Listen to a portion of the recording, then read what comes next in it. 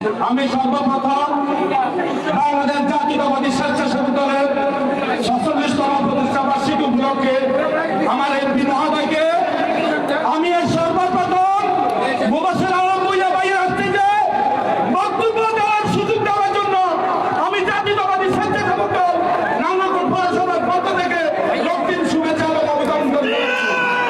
প্রিয় ভাইয়েরা, আমি সর্বপ্রথম আরো একটা মানুষের নাম না বললে হয়, মরহুম সালাউদ্দিন আহমেদ ফারুক ভাইকে স্মরণ করে আমি আমার বক্তব্য শুরু করছি।